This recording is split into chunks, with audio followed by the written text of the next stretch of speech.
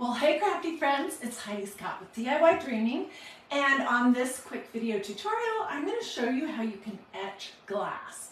We're going to be using this. It's called Armor Etch.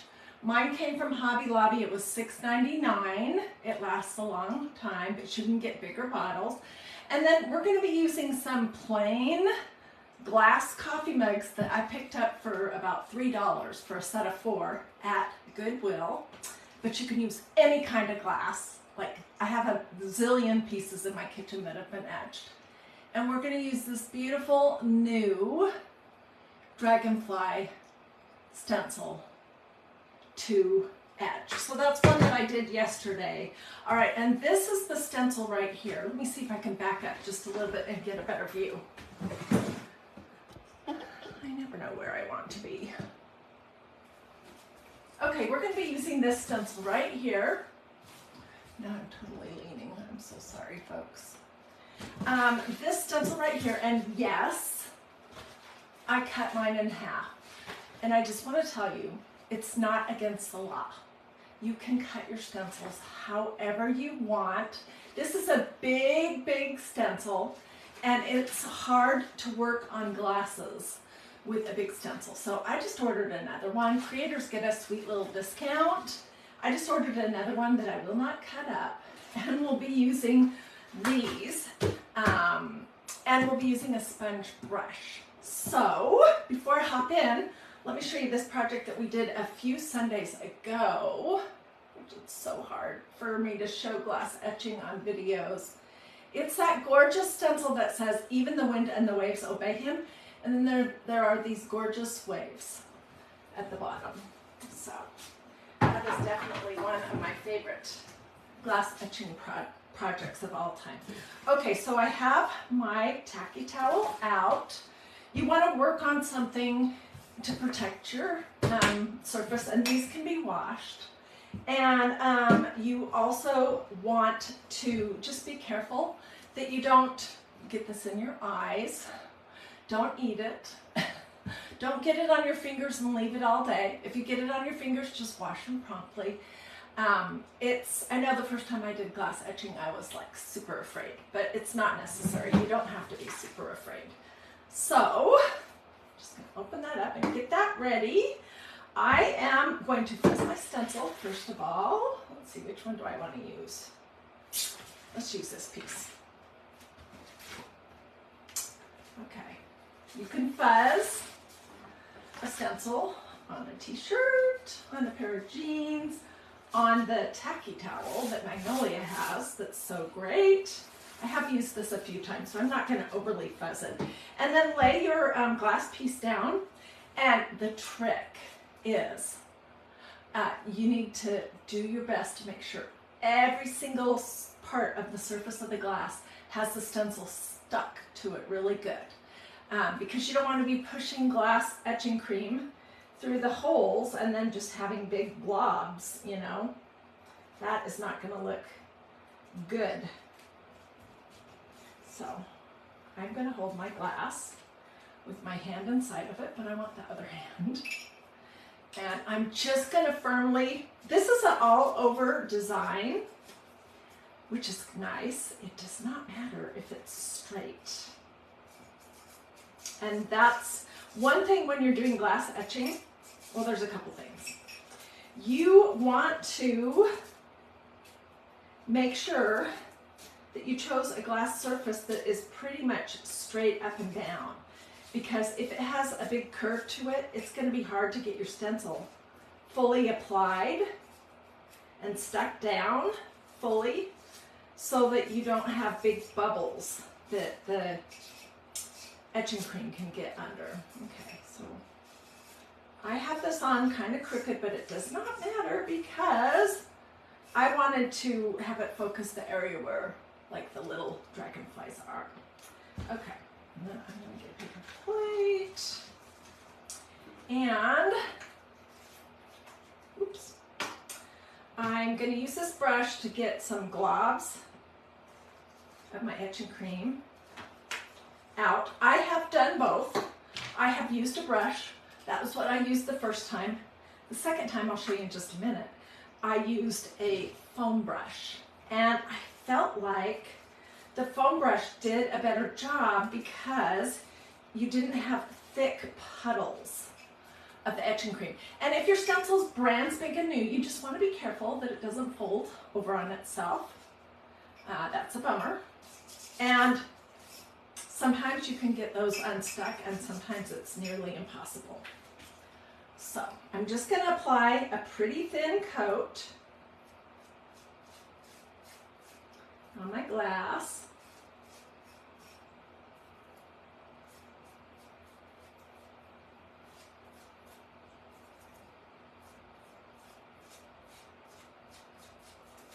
And then I will come back and look to make sure I've got every single bit covered.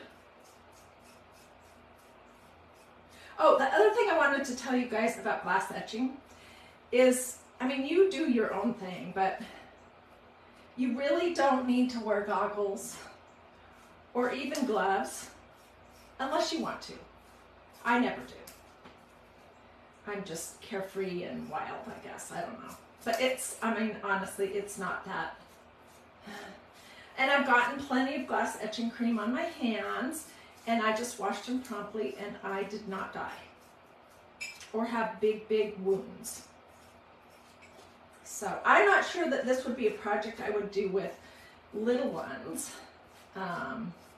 Teenagers, maybe.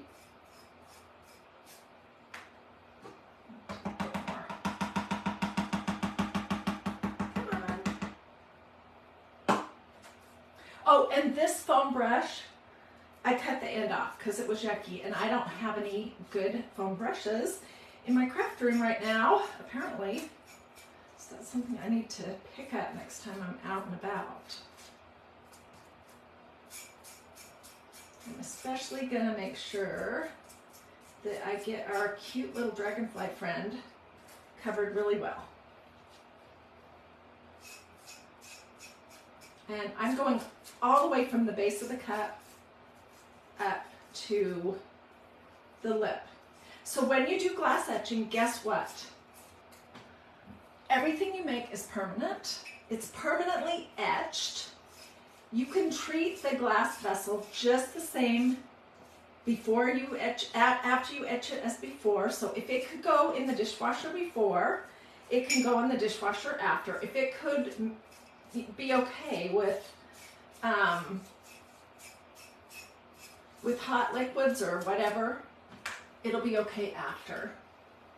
And this does not hurt your stencils at all. In fact, if your stencils are a little bit gunky, you know, because you've used them a ton, I have lots of gunky stencils that still work just fine.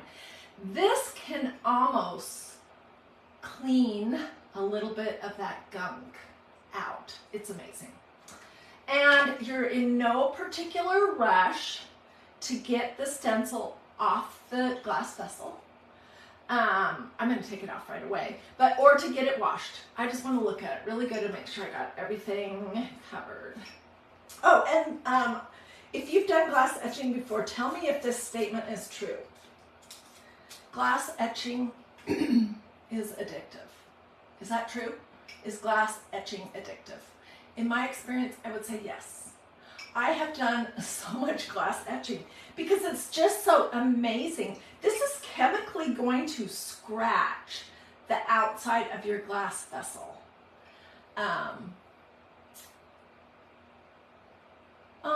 Christine said she used the new Daisy stencil for her wedding wine and iced tea glasses. Awesome. You know, I wanted to mention that this, you know, this set right here, that says welcome home, and the other piece of it is this. It's already cut for you, and this is the perfect size.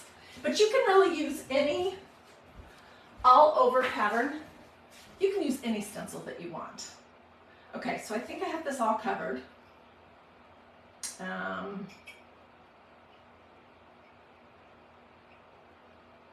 Yeah, pretty good. Okay, so I'm just going to take it off.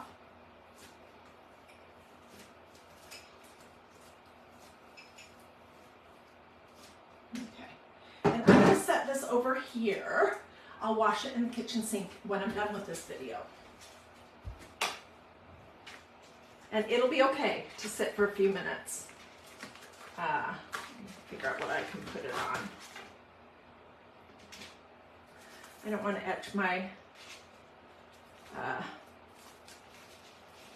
etch my craft desk. Okay.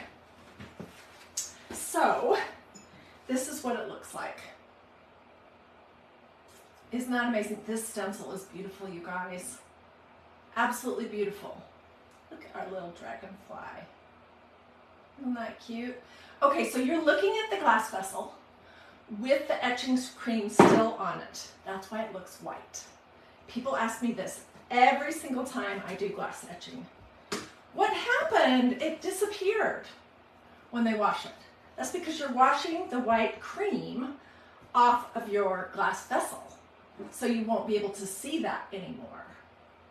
But when it is gone, you'll see where it's scratched into the glass. You need at least 5 minutes, maybe 10 or longer. And I did this one before I came live. Pulled the stencil off. It's been sitting and doing its chemical scratching for about 10 minutes. And I don't have enough room on my desk here. I'm going to pull over my Yeti tub. This is what I clean all my stencils in. And I have some paper towels. Where did I put those? Here they are. So I don't use a kitchen sponge. That's one thing. I don't want to use a kitchen sponge to clean the etching off of my glass. I'm just going to use a paper towel. And basically what you're going to do is just put your glass vessel in the sink, turn on the water, and you can see it's coming off. I'm going to get all of it off because if you leave any bits on, it will continue to do its thing. And you'll have smudgy, big smudgy areas.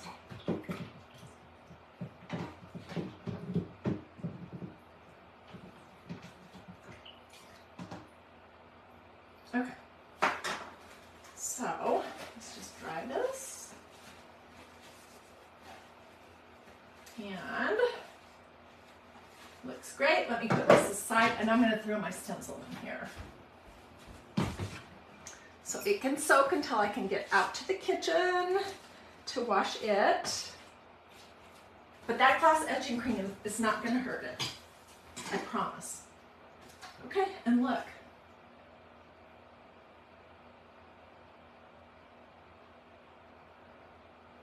Isn't that awesome? So it looks like this when it still has the etching cream on it. And then when you take the etching cream off, which you have to, you can't leave it on there. It just looks like the glass is scratched in a design.